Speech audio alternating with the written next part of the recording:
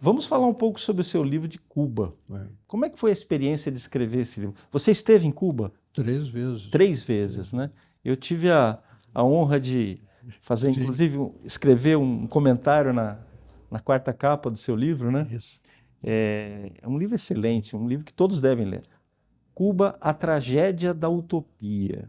É um livro que eu recomendo, sobretudo, para os jovens. Puxinho, você É. concorda comigo que é uma Sim, leitura sim, sim, sim. importante para os jovens? Sim, porque do meu tempo de formação e de observação um pouco mais distante da política brasileira, a narrativa, para usar a palavra da moda, né, mais comum era a narrativa da esquerda sobre Cuba, sobre a realidade cubana, que era anunciada, né, como uma coisa excelente, um processo maravilhoso que estava em curso, libertador, né? Era, era o paraíso na Terra.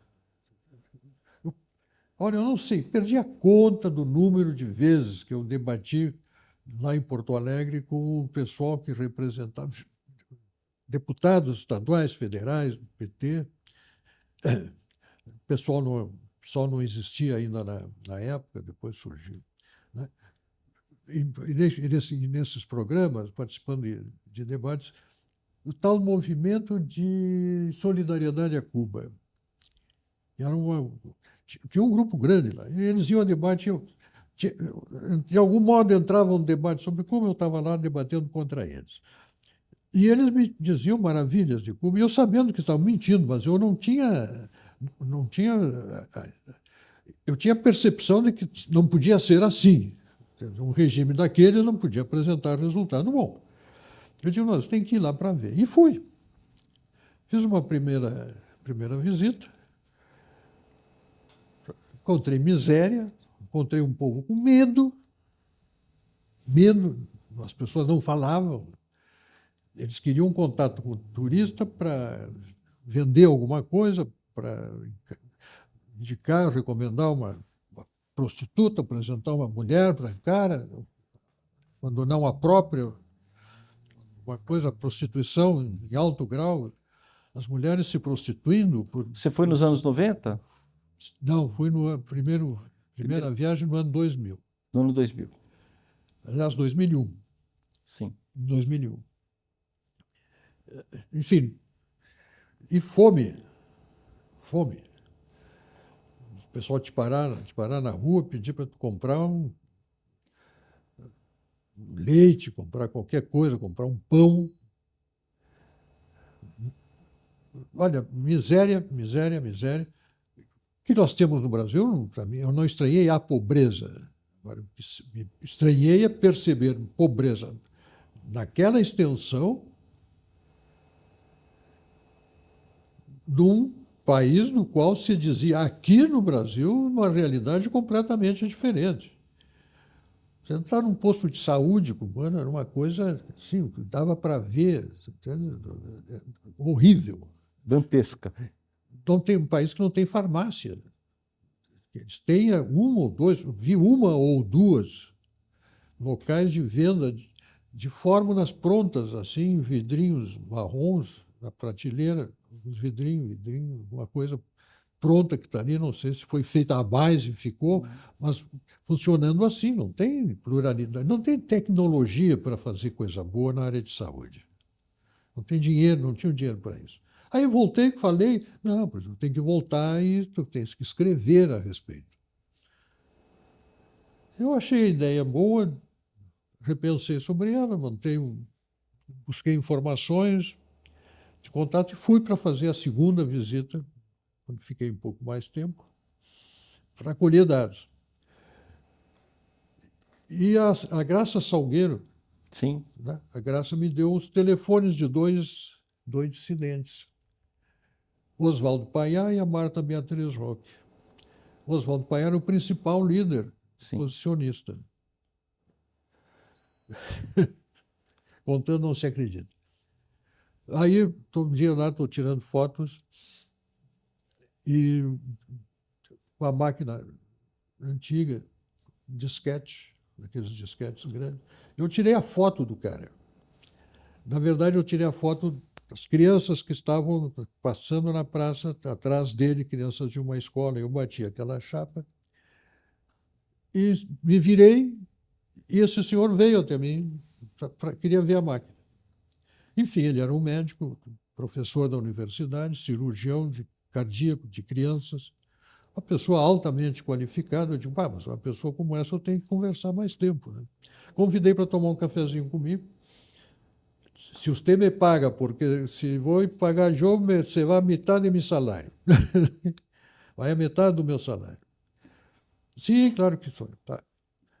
Aí conversamos, ele me contou toda a perseguição que sofria por ser católico.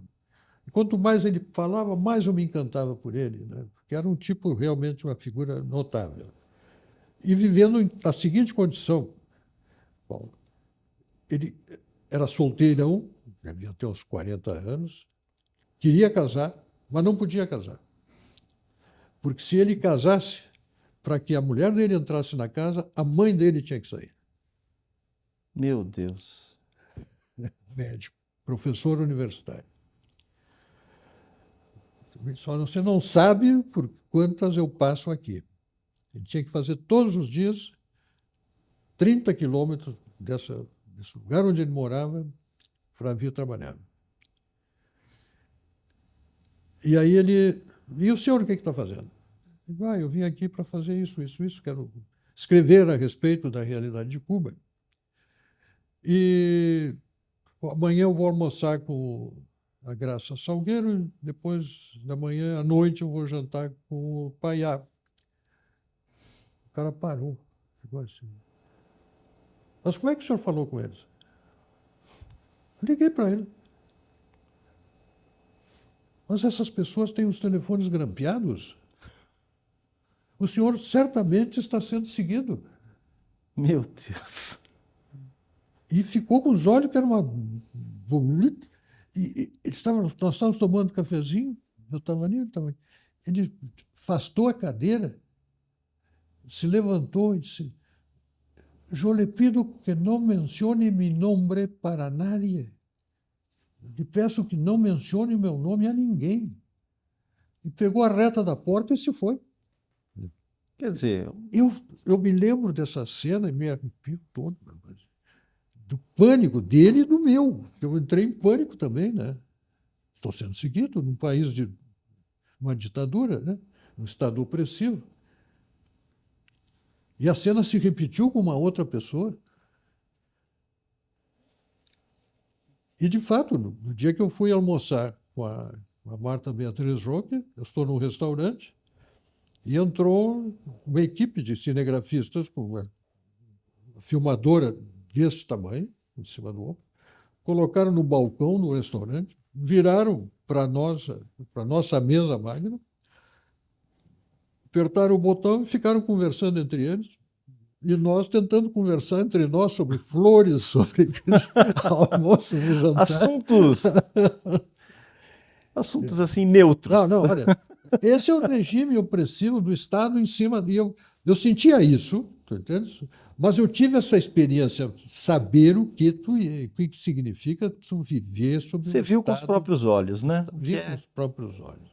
Essa... No Estado opressor, tu tem o Estado no teu cangote. E essa experiência você relata no seu livro. Porque as pessoas sempre vêm me falar assim, mas Paulo, os jovens, eles são fascinados pela ideia da Revolução Cubana, né? Eles ficam... O jovem realmente é um alvo fácil para isso. Por isso que eu digo, livros como A Tragédia da Utopia têm que ser lidos pelos jovens. Pelos jovens. Né? É um livro que todo colegial, eu falo colegial ainda, é ensino médio. Né? O difícil é fazer chegar a eles, né? Chegar a eles. O interesse por ler isso. Porque isso é um outro problema que nós temos, é uma forma de censura da qual pouco se fala. Sim. Que é a censura sobre a informação, sobre o conhecimento. Sim. Que não convém. É uma censura. O autor que não é mostrado, o autor que deveria... E eu estou falando do meu livro, estou falando de autores, entende? De senhores autores, né? Alguns dos quais aparecem na abertura do teu programa aqui que vi. Pois é. Alguns estão ali. Tem gente que tem que ser lida, mas os livros dele estão lá embaixo. Estão lá embaixo, Se estão em algum lugar, estão lá embaixo, Estão, né? porque eles sepultam o autor, os seus. Isso é muito pior do que tu queimar livro na praça.